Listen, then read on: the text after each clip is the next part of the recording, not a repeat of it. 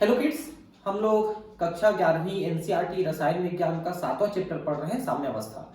इसके पिछले वीडियो में मैं आपको प्रश्नोत्तर कराना शुरू किया था जिसमें 10 प्रश्नों के उत्तर हमने देख लिए थे। अब हम इसको आगे बढ़ा रहे हैं। प्रश्न 11 देखिए, एक हाइड्रोजन आयोडाइड का सैंपल, ये गैस है, सैंपल 0.2 वायुमंडलीय दाब पर फ्लास्क में रखा गया है। साम्यावस्था पर HI गैस का आंशिक दाब 0.04 वायुमंडलीय पाया गया। ठीक है, दिए गए साम्य के लिए Kp का मान ज्ञात कीजिए। शुरू में रखा गया 0.2 वायुमंडलीय दाब, और जब ये H2I2 में टूट करके साम्यावस्था स्थापित कर लिया तब उसमें 0.04 बचा। देखिए Kp का मान निकालना है, तो ये फार्मूला है, समीकरण है। ठीक है, 2HI और H2I2 इसमें ब्रेक हो गया, ये साम्यावस्था स्थापित हुआ है। प्रारंभिक दाब हमने लिया था 0.02, तो ये दोनों नहीं बन पाए थे शुरू में, है ना। बाद में जब ये दोनों बन गए तो इसका बचा 0.04, 0.2 से 0.04 उतर आया। ठीक है, तो अब इनके कितने बनेंगे ये देखना है अपने को। तो चूंकि इसमें से कितना कम हुआ, तो 0.20 में से 0.04 बचा, का मतलब है 0.16 कम हुआ। ये मतलब है ना, शुरू में हमने लिया था 0.20, बाद में जब बचा है 0.04, तो यूज कितना हुआ 0.16, और उतना जो है H2 और I2 में टूटा, मतलब H2 और I2 जो है ये बनेंगे। अब कितने बनेंगे, तो भाई आप ये देखिए कि यहां पर HI टूटा है तो H2 बना है ना, तो आधे आधे बनेंगे। अगर H बनता तो पूरा 0.16 बनता, लेकिन H2 बना है इसलिए आधे बनेंगे, और ये भी I2 बना है तो आधा बनेगा। तो 0.16 का आधा और 0.16 का आधा, ये दोनों बनेंगे। ठीक, ये साम्यावस्था में है, तो 0.10 का आधा 0.08 हुआ, और ये भी 0.08 हुआ। ठीक है, मतलब ये है कि ये वाला अभी जो समझाया उसी को यहां पर दिया, देखिए, है ना। ठीक है, अब Kp क्या हुआ, प्रोडक्ट बटा रिएक्टेंट। तो ये देखिए प्रोडक्ट का प्रेशर बटा रिएक्टेंट का प्रेशर। अब रिएक्टेंट 2HI है तो स्क्वायर हो जाएगा, तो ये हो गया 0.08, और P का स्क्वायर है HI में, तो 0.04 है ना, तो 4 आ गया।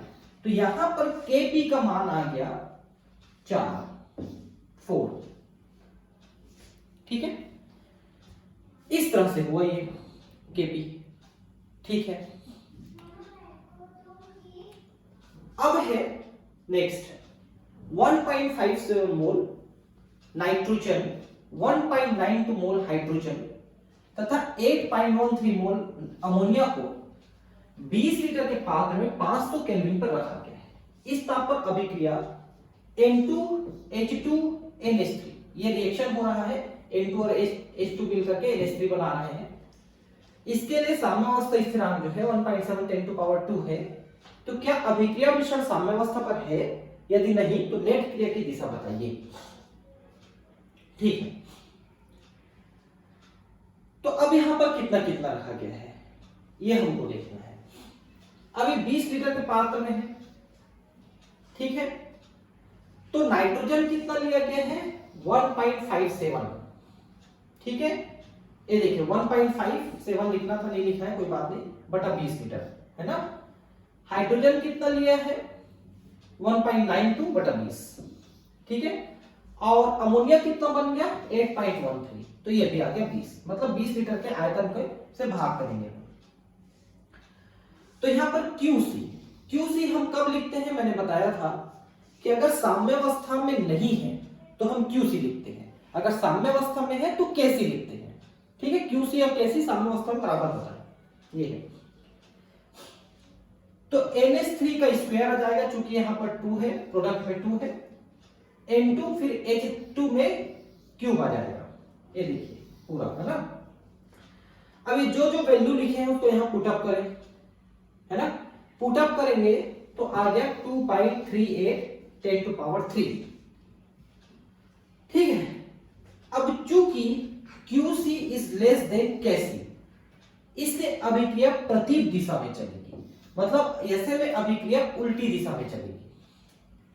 अगर QC KC के बराबर रहता है तो साम्यावस्था है, QC KC से कम है तो रिएक्शन वापस दिशा में चलती है, और QC KC से ज्यादा रहता तो रिएक्शन इस दिशा में चलती है। मतलब कोई प्रक्रिया साम्यावस्था में है कि नहीं, उसके लिए आपको QC निकालना है, और अगर QC KC के बराबर है तब साम्यावस्था है, कम है तो रिएक्शन उल्टी दिशा में, ज्यादा है तो रिएक्शन आगे की दिशा में चलेगी। ये इसका सामान्य सिद्धांत है जो पिछले क्लासेस में हम देख चुके हैं। नेक्स्ट क्वेश्चन, गैस अभिक्रिया के लिए साम्य स्थिरांक व्यंजक देखिए, KC NH3 का पावर 4, O2 का पावर 5, NO का पावर 4, H2O का पावर 6 है। चलिए ठीक है, ये एक अभिक्रिया चल रही है। इस व्यंजक के लिए संबंधित संतुलित समीकरण लिखिए। सिंपल है कि हम जानते हैं कि प्रोडक्ट को हम ऊपर लिखते हैं, मतलब ये राइट हैंड साइड में लिखा है, और जो रिएक्टेंट है उसको नीचे साइड में लिखते हैं, यानी कि लेफ्ट हैंड साइड में लिखा है।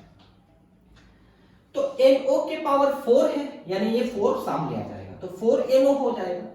H2O का पावर 6 है तो 6H2O हो जाएगा, इक्वल टू NH3 4 है तो 4NH3, और 5O2 है तो 5O2। ये रासायनिक संतुलित समीकरण हुआ। कितना सिंपल है क्वेश्चन अगर आप देखेंगे तो, लेकिन हम समझे तो कई बार क्या होता है, क्वेश्चन एकदम से सिंपल होता है, हमको पता नहीं रहता करके वो बन नहीं पाता है। इसका एक तरीका है वो कि आप ना अपने कॉपी में लिखना शुरू करो। कॉपी नहीं बनाओगे ना तो खाली चैनल से देख के आप कुछ नहीं कर पाओगे, कॉपी में लिखो। 1 मोल H2O व 1 मोल कार्बन मोनोऑक्साइड को 10 लीटर के पात्र में लेकर 725 केल्विन तक गर्म किया गया। साम्यावस्था में भारानुसार 40% जल CO से निम्नानुसार अभिक्रिया करता है।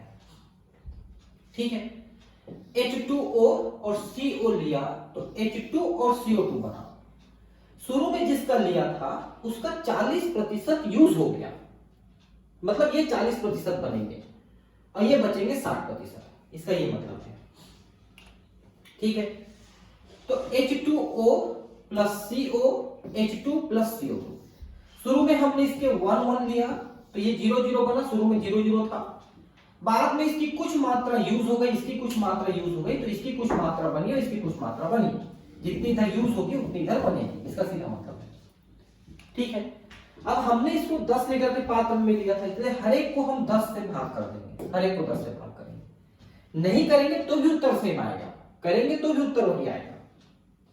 ठीक है, तो आपने 40% यूज किया है, मतलब अगर 1 लिया है तो 0.4 यूज कर लिया आपने, तो 0.6 बचा, इसका ये मतलब आप समझिए इसको। 40% उपयोग हो गया इनका 40% उपयोग हो गया, मतलब अगर 1 1 लिए हो तो इसमें से 0.4 यूज हो गया तो 0.6 बचा। ये देखिए 1 माइनस अल्फा, और अल्फा हो गया यहां पर 0.4, यहां पर 0.4, तो ये बनेगा 0.4 और ये बनेगा 0.4, इसका ये मतलब है। ये देखिए तो बचा कितना 0.6 और ये बचा 0.4 क्योंकि यही बने हैं। ठीक, बहुत सिंपल। अब फार्मूला रखिए, तो H2CO2 ऊपर में रहेगा और H2O नीचे में रहेगा। सब की वैल्यू पुट अप करिए और कैलकुलेट करिए, तो 0.444 इसका आंसर आ रहा है KC का।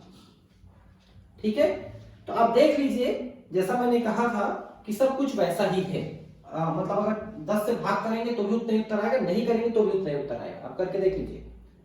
ठीक है, 700 केल्विन ताप पर अभिक्रिया H2I2 2 HI के लिए साम्यावस्था स्थिरांक 54.8 है। यदि साम्यावस्था पर 0.5 मोल पर लीटर HI इसी ताप पर उपस्थित हो तो H2I2 के सामान क्या होंगे। अभिक्रिया को प्रारंभिक रूप में HI लेकर के प्रारंभ की गई तथा 700 केल्विन तक साम्य स्थापित हो। ठीक है, अभिक्रिया है H2I2 2 HI। ठीक है, शुरू में आपने इसके 0.5 मोल लेके स्टार्ट किया, मतलब HI के 0.5 मोल लिया, तो शुरू में इसके XX बने मान लो, ठीक है। तो सामने में आपने HI² बटा H2I2 और K का मान दिया है, KC का मान दिया है 54.8, HI का मान 0.5 दिया है, इनका मान XX है। तो अब इसको पूरा सॉल्व करोगे तो x की वैल्यू आ गई 0.068, 0.068 इसकी वैल्यू आई x की, ठीक है। और x आपने क्या माना था, H2 और I2, तो H2 या I2 की जो सांद्रता है 0.068 आ रही है, H2 या I2 की सांद्रता 0.068, ठीक है। तो वही तो पूछ रहा है, H2 और I2 की सांद्रता क्या होगी, है ना। तो बहुत सिंपल है कि हम पहले इनको x मान लेते हैं और इसकी 0.5 मान लेते हैं, ठीक है। तो ये सब दिया हुआ है 54.8, तो इससे कैलकुलेट करेंगे x का मान आ जाएगा, और x ही है ये H2 या I2, जितना आया वही x है, ठीक है। साम्यावस्था पर प्रत्येक पदार्थ का साधारण क्या होगा, जब कि यहां पर ICl यानी आयोडीन क्लोराइड का प्रारंभिक सांद्रण 0.78 मोलर था। तो देखिए ट्वाइस ICl I2 और Cl2 बनाए तो Kc मिला आपको 0.14। अब यहां पर प्रारंभिक सांद्रण दिया है 0.78, इसका 0.78, ठीक है। अभिक्रिया ये है, ठीक है, ये तो आपने देख लिया, प्रारंभिक सांद्रण 0.78 दिया है, इसका 0.0 था। बाद में मान लो कि इसमें से 2x कम होगा तो इसका x और इसका x बनेगा, क्योंकि ये I है ना और ये Cl है, जबकि ये I2 और Cl2 है।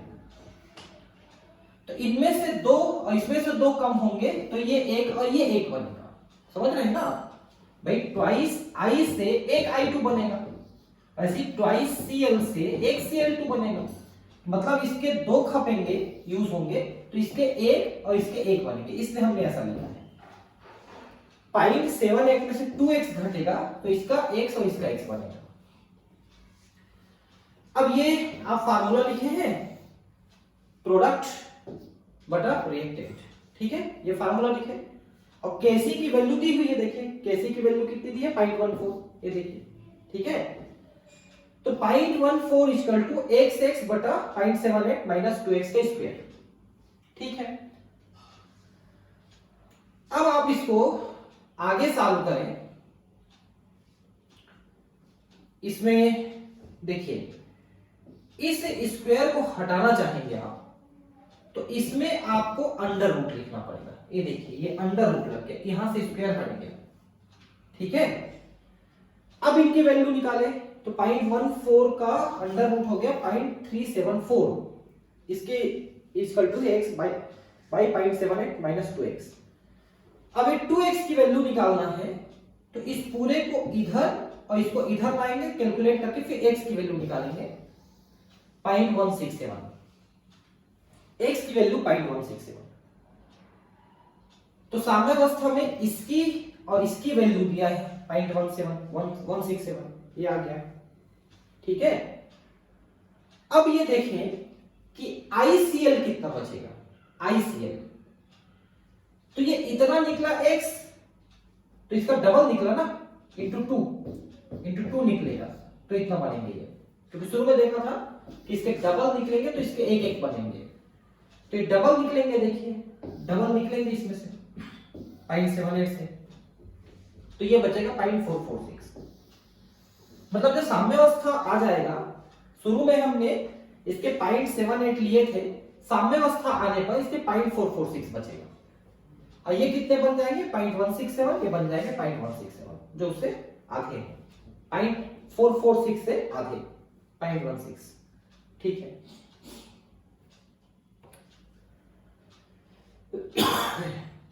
दी गई साम्य के लिए 899 केल्विन पर Kp इक्वल टू 0.04 atm है। C2H6 का साम्य सांद्रण क्या होगा जबकि इसे 4 atm दाब पर फ्लास्क में साम्य स्थापित होने तक रखा गया है, ठीक। C2H6 ये गैस है, मतलब ये एथेन गैस है ना, एथेन गैस। ये जो है CH2 plus H4 plus H2 इन गैसेस में ये विभाजित हो रहा है, ठीक है। तो K भी दिया है 0.04 और C2H6 का प्रारंभिक सांद्रण दिया है 4 atm, ठीक है।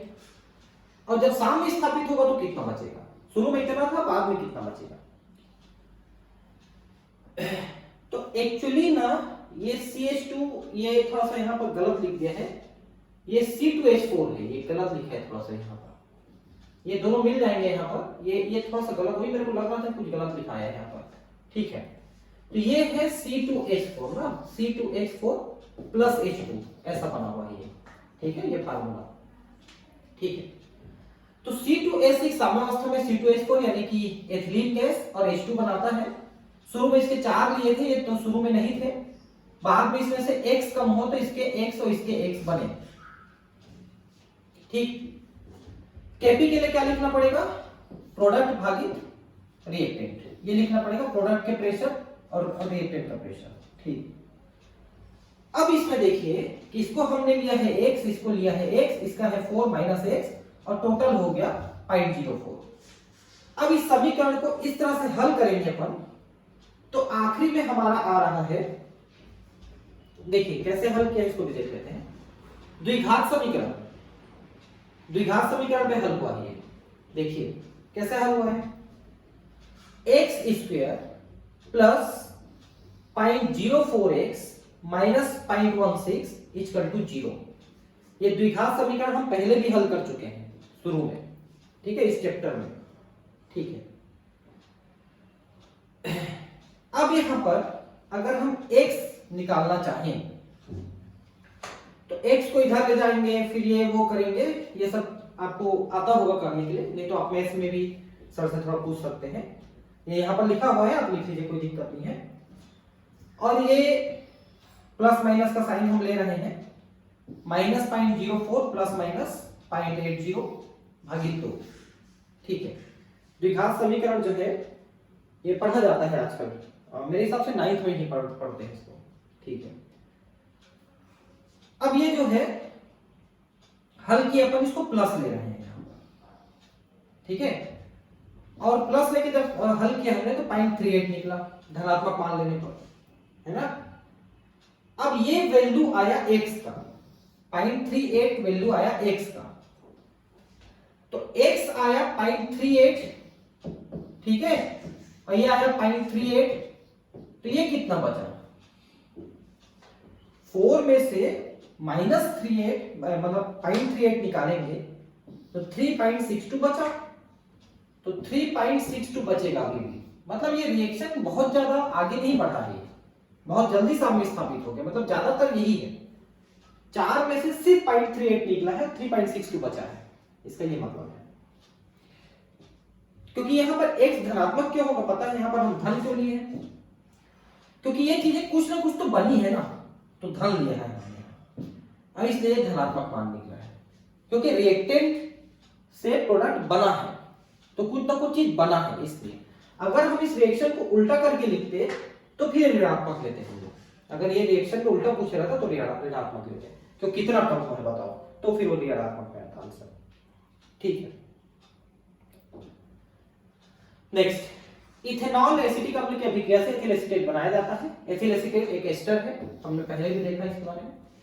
साम्य को इस प्रकार दर्शाया जा सकता है कि ये एसिटिक एसिड है, एथिल अल्कोहल है, और ये एथिल एसीटेट है, C2H5 होना चाहिए, यहां पर CH3COO C2H5, ये फार्मूला थोड़ा गलत लिख दिया है, ये C2H5 है, ठीक है, कोई बात नहीं, फार्मूले से ज्यादा कुछ हमको चाहिए नहीं।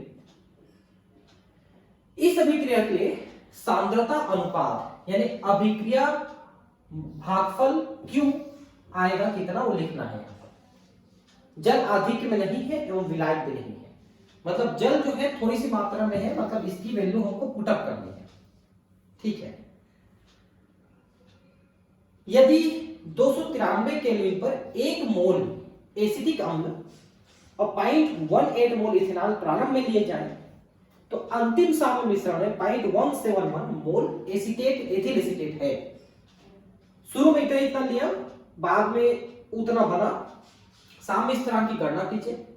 0.5 मोल इथेनॉल 1 मोल एसिटिक अम्ल से प्रारंभ करते हुए 293 केल्विन कुछ समय पश्चात एथिल एसिड के 0.214 मोल प्राप्त किया जाए तो क्या साम्य स्थापित होगा। 3-4 क्वेश्चन एक साथ मार दिए। तो यहां पर क्यूसी निकालना है हमको। ठीक है, सबसे पहले क्यूसी वैसे ही है, प्रोडक्ट माइनस प्रोडक्ट अपन रिएक्टेंट। तो ये है एथिल एसीटेट CH3COO-C2H5। मैंने कहा ना पर गलत है, CH3 है यहां पर, CH3COO-C2H5। ठीक है, अब आ गया। हाँ ठीक है, H2O ठीक है, ये एसिटिक अम्ल है और ये एथिल अल्कोहल है। तो ये आपका क्यूसी ऐसा निकलेगा। दूसरा क्वेश्चन जो इसमें दिया है उसमें क्या दिया है कि एसिटिक अम्ल शुरू में 1 है, C2H5OH 0.18 है, शुरू में कुछ नहीं बने थे, बाद में ये 0.171 मिला तो ये भी 0.171 मिलेगा। तो इनमें से और इनमें से 0.171 घट जाएगा तो वो मिलेंगे। तो ये बचे इतने, ये बचे इतने, ये बना हुआ है इतना, ये बना हुआ है इतना, तभी तो ये माइनस हुआ तो उतना बना। अब केसी के इस फार्मूले पे हम पुटअप कर दें सबकी वैल्यू तो 3.92 आ रहा है। दूसरा वाला भी ऐसे ही बनेगा। शुरू में इसका 1, इसका 0.5 लिया, इसका 0, इसका 0, बाद में 0.214 मिला तो इन दोनों में से इतना घटा तो इतने बचे साम्य अवस्था में, और ये दोनों तो इतने मिले हैं। फिर से रख दिया हमने इसकी वैल्यू तो 0.204। ठीक है। अब इसमें यह भी पूछा है ना कि साम्य अवस्था में है कि नहीं, तो चूंकि यहां पर आप देखिए क्यूसी का मान केसी से कम है। यहां पर देखिए क्यूसी आया 0.204 और केसी का मान क्या दिया है, ये देखिए 0.214 और 0.204। ये देखिए ये केसी की वैल्यू है, ये क्यूसी की वैल्यू है, मतलब क्यूसी की वैल्यू कम है, इसलिए रिएक्शन प्रति दिशा में चलेगी, साम्य अवस्था स्थापित नहीं होगी। अगर बराबर रहता तो साम्य अवस्था, ज्यादा होता तो अग्र दिशा में, कम है इसलिए पश्चिम दिशा में वापस चल रहा है, प्रदीप दिशा। PCl5 के एक शुद्ध सैंपल को एक खाली पात्र में 473 केल्विन पर रखा गया, साम्य अवस्था स्थापित हो गया। PCl5 का सामरण इतना मोल प्रति लीटर पाया गया। ठीक है, साम्य स्थिरांक Kc इतना है, तो PCl3Cl2 के सागर बताइए, मतलब इसके वैल्यू बताइए। पहले रिएक्शन देखिए, PCl5 है तो PCl3Cl2 बना। PCl5 के शुरू में 0.05 लिया था आपने, 0.05, ये देखिए 10 टू पावर 1 है, मतलब कुछ नहीं, मतलब 10 टू पावर 1 मतलब 0.05 लिया है आपने। 10 टू पावर -1 है, सॉरी, ये क्या है पता है, ये है 0.5 इंटू 10 टू पावर -1 है, तो हो गया 0.05 PCl5। ठीक है, शुरू में, और इसके x साम्य अवस्था पे। ठीक है, तो Kc की वैल्यू आप लिखेंगे, सबका पुटअप करेंगे। Kc की वैल्यू दी हुई है आपको, x की वैल्यू आपको निकालनी है, इन दोनों की वैल्यू, PCl5 की वैल्यू भी दी हुई है, तो x की वैल्यू आ गई 0.02, तो इनकी भी 0.02 और इनकी भी 0.02 मिलेगी, और इसकी क्या मिली थी 0.05, ये मिली थी साम्य अवस्था में। ठीक है, लौह अयस्क से स्टील बनाने की प्रक्रिया में आयरन 2 ऑक्साइड, आयरन 2 ऑक्साइड का मतलब होता है FeO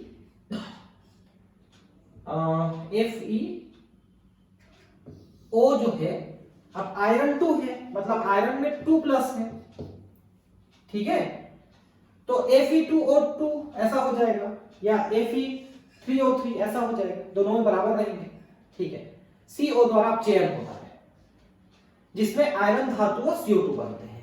ठीक है, ये देखिए FeO, मैंने कहा ना FeO आएगा, ये देखिए FeO, लेकिन ये सॉलिड है, CO गैस है, आयरन भी सॉलिड है और CO2 भी गैस है, तो इसमें Kp का मान दिया हुआ है ना, ऐसा है। और बाकी का प्रेशर, प्रारंभिक आंशिक दाब दिया है 0.14 CO का, CO2 का दिया है 0.08, CO के सामने आंशिक दाब क्या होंगे। ठीक है, तो रिएक्शन लिखा है FeO CO FeCO2। प्रारंभिक दाब किसका कितना कितना दिया है, देखिए CO का प्रारंभिक दाब है 1.4 और CO2 का प्रारंभिक दाब है 0.80। अब चूंकि ये दोनों सॉलिड है, इनका मान हमको नहीं लिखना है, ठीक है, तो CO2 भागित CO आप लेंगे 0.80 1.4, तो ये आ गया 0.571 QP। ठीक है, अब QP की मान आई 0.571 और Kc का मान कितना दिया है, Kc का मान दिया है, Kp का मान दिया है 0.265, 0.265 ये Kp का मान है और QP का मान आया 0.571 जो कि ज्यादा है, और ज्यादा रहेगा तो रिएक्शन आगे बढ़ेगा, कम रहेगा तो वापस जाता, बराबर होता तो साम्यावस्था होता। तो आगे की दिशा में क्रिया प्रति दिशा में चलेगी, तो मतलब उल्टा लिख दिया लग रहा है मुझे। Kp का मान ज्यादा है, सॉरी Qp का मान ज्यादा है, तो रिएक्शन आगे बढ़ना चाहिए ना, Qp आगे जाएगा, ऊपर का मान ज्यादा है, ठीक है, रिएक्शन आगे जाएगा, ये उल्टा लिख दिया मुझे लग रहा है। क्वेश्चन नंबर 20,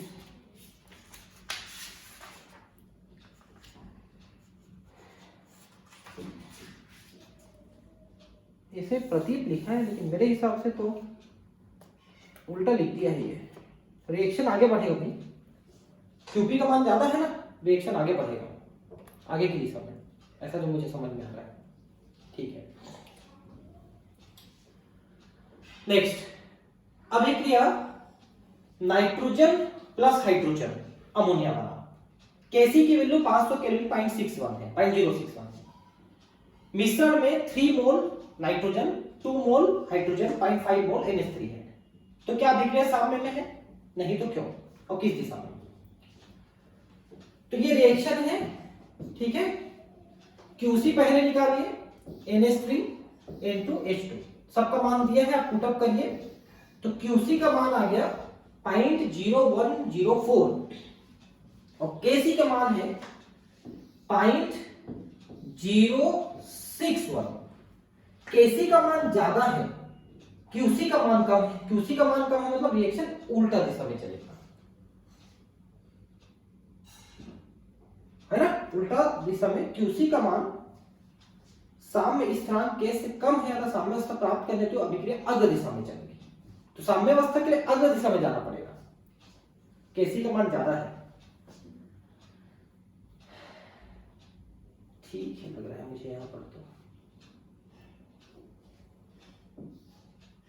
QC का मान साम्य स्थिरांक Kc से कम है, तो साम्यावस्था प्राप्त करने हेतु अभिक्रिया अग्र दिशा में चलेगी,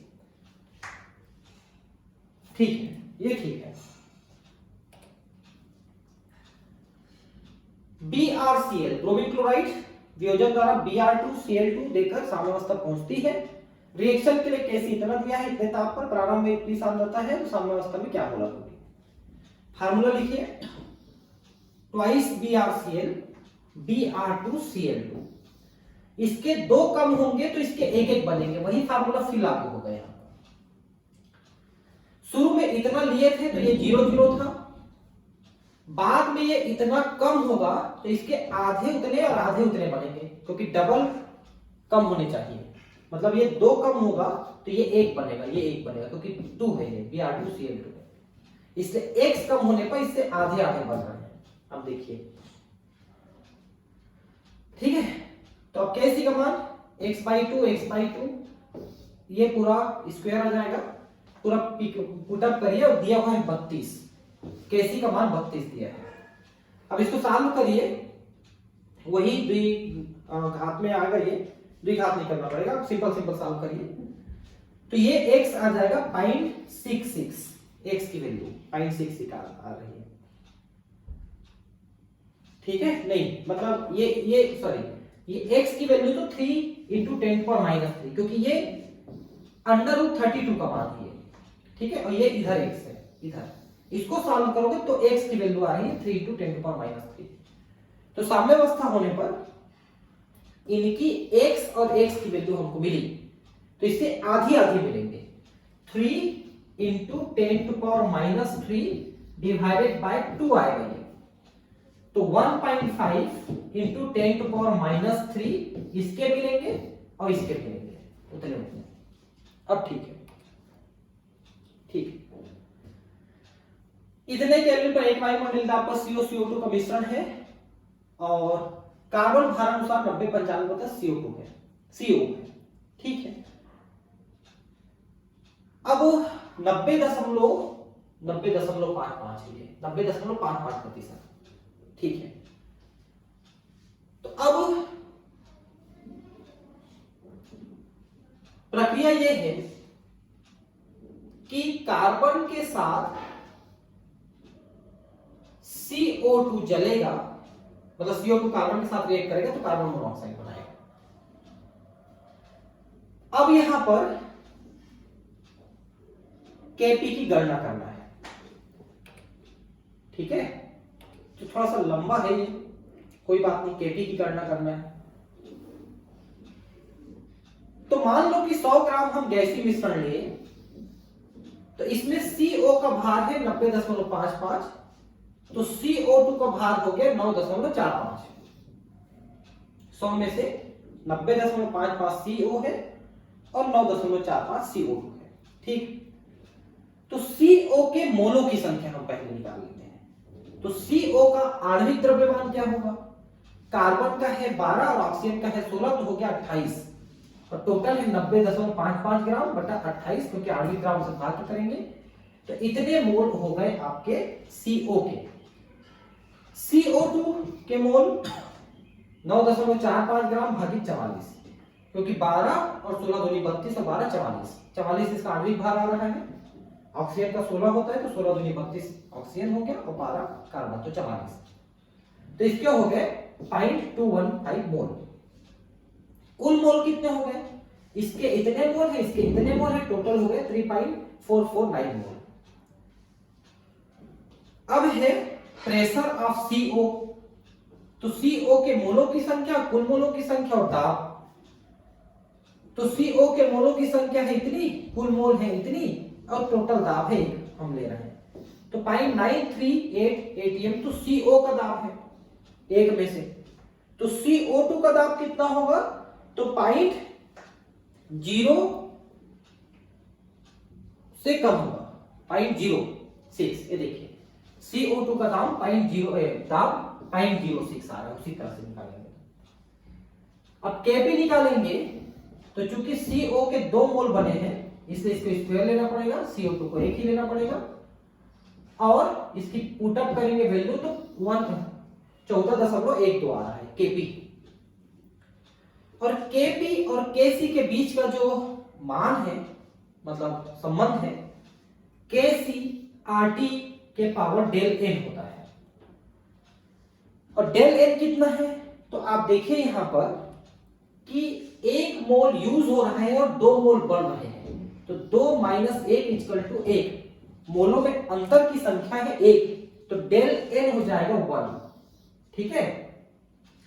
डेल n = 1 यहां पर पुटअप कर देंगे, तो ये सबको पुटअप करेंगे तो आपको आंसर Kp और Kc के बीच में आ जाएगा, है ना। क्योंकि Kp की वैल्यू तो आ गई है, अब Kc की वैल्यू निकालना है तो सीधा सीधा टेम्परेचर आपको कितना दिया है, टेम्परेचर आपका दिया है 1127 केल्विन, है ना। तो यहां पर Kc की वैल्यू आ गई 14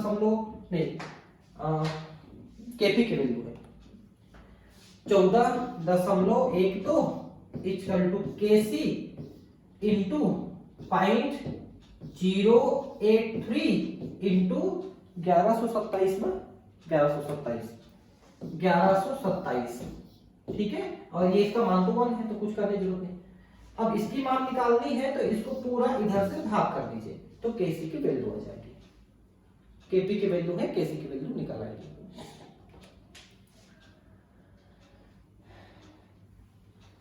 NO और O2 से NO2 बनने में साम्य स्थिरांक व डेल जी की गणना 298 केल्विन में करिए, ठीक है। NO plus half O2 equal to NO2 यहां पर NO2 है, ठीक है। अब यहां पर डेल जी NO2 के लिए दिया है 52 किलो जूल पर मोल स्टैंडर्ड मान, और डेल जी फॉर्मेशन NO का दिया है 87 और O2 का दिया है 0, ठीक। अब फार्मूला यह है कि डेल जी फॉर्मेशन अगर निकालना है तो उत्पाद माइनस अभिकारक लिखना पड़ेगा। उत्पाद है NO2, तो NO2 माइनस रिएक्टेंट है NO और O2, तो माइनस रिएक्टेंट और पूरा मान रख दीजिए, आ जाएगा आपको जितना मान दिया है सब कुछ में पुट अप करिए, सिंपल सिंपल। ये आ गया मान, ठीक है। डेल जी की गणना करना है। अब माइनस डेल जी स्टैंडर्ड जो है, ये जो डॉट लगा है आपका स्टैंडर्ड के लिए है 2.303 RT log K, है ना। अब डेल जी स्टैंडर्ड की वैल्यू आपकी निकली है -35 किलो जूल, मतलब 35,000 किलो जूल, किलो को हटा देंगे तो जूल में 35,000 हो, तो -35,000 और माइनस 35,000 का मतलब हो प्लस। इनकी पूरी वैल्यू रखिए, तो log K की वैल्यू आ गई 6.1314। तो K की वैल्यू निकालने के लिए इसका एंटी लॉग लेना पड़ेगा। इसका लॉग को इधर करोगे तो एंटी लॉग, तो 1.361 इंटू 10 टू पावर 6, ये इसका एंटी लॉग आ गया K की वैल्यू। तो साम्यावस्था स्थिरांक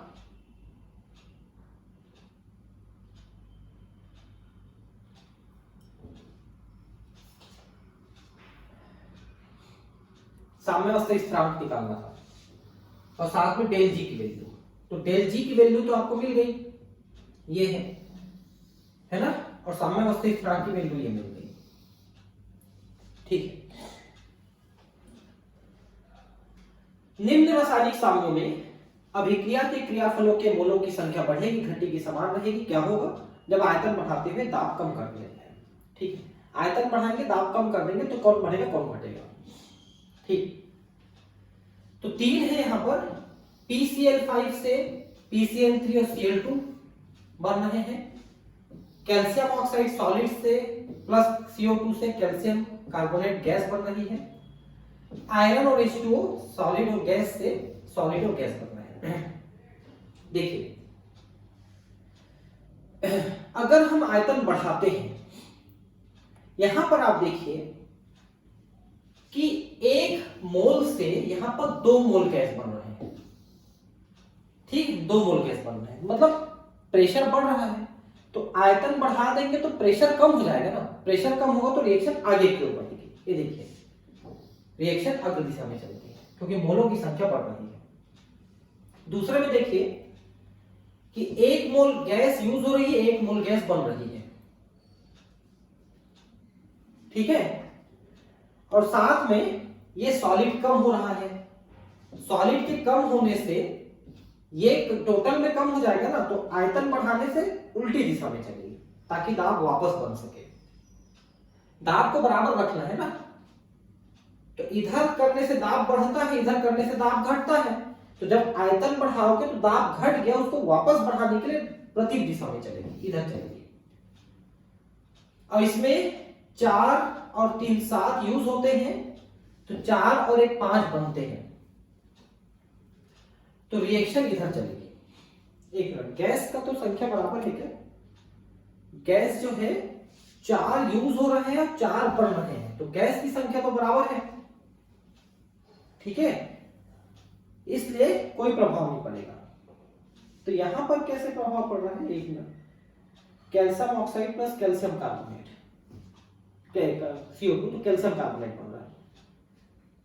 ये एक्चुअली ना, ये थोड़ा सा गलत है, यहाँ पर ये सॉलिड है, ये सॉलिड है, सॉलिड है, तो गैस का दाब बढ़ाने के लिए प्रतीक दिशा में चलेगी, ये इसलिए सेकंड वाला प्रतीक हो रहा है, ठीक है। अब ठीक है, ये प्रिंट मिस्टेक है, इसलिए थोड़ा दिक्कत है, ठीक है ना। एक बार चेक कर लेता हूं,